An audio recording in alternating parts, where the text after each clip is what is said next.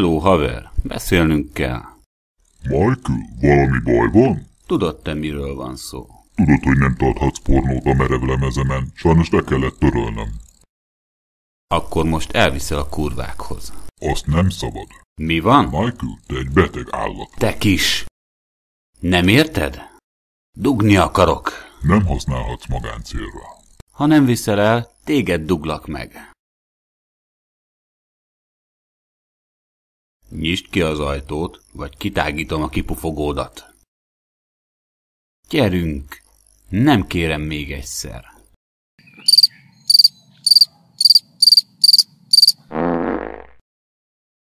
Ez az! Irány az egyenes! Jöhetnek a ribik!